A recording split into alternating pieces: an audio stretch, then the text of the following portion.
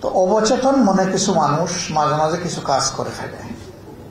ওইরকম আরো দুই বন্ধু বৃদ্ধ এক রিক্সায় যাচ্ছেন।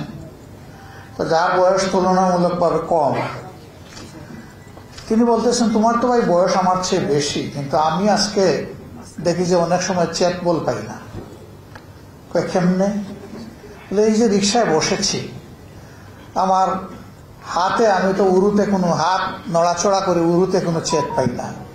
কই বন্ধু, হাতটা তো তোমার উরুতে নয়, আমার উরুতে, এই জন্য চেক পাচ্ছে না।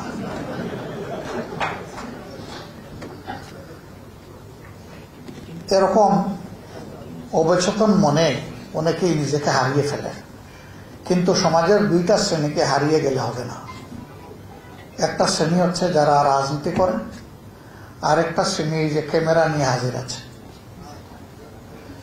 এই দুই শ্রেণীকে সমাজকে দেখতে হবে চতুর্দিক থেকে, নইলে তারা সমাজের উপরে সুবিচার করতে পারবেন না, ইনসাফ করতে পারবেন না। তারা যদি একদিক থেকে দেখেন, তিন দিক তাদের দৃশ্যের বাইরে থেকে যাবে। রাজনীতিবিদরা চারদিক থেকে দেখার দাবি করেন, কিন্তু অনেকেই চারদিক থেকে দেখেন না। তারা একদিক দেখেন, সেই দিকটা হচ্ছে নিজের দিক। তার অন্যের দিকটাও যদি দেখতেন, তবুও কিছু দেখতে পারতেন।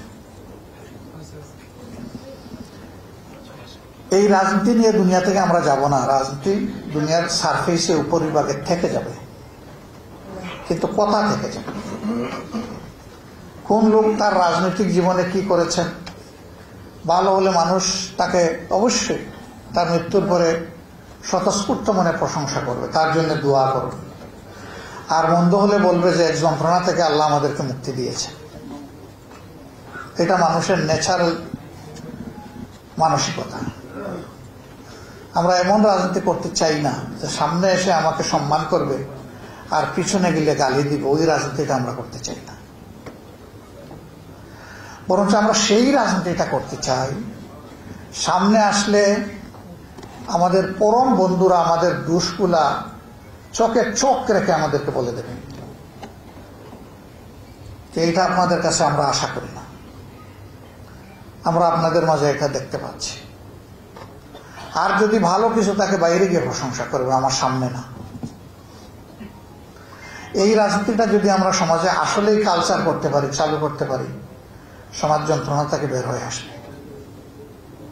এখন আমরা অনেককেই সামনাসামনি প্রশংসা করি, কিন্তু আসলে অন্তর থেকে তাকে ভালোবাসি না। এটি একটি মেকি বহিঃপ্রকাশ। সেই প্রকাশটা হোক কর্মের মাধ্যমে, অন্তরের গভীর থেকে। তাইলে সমাজ বদলে যাবে ইনশাআল্লাহ।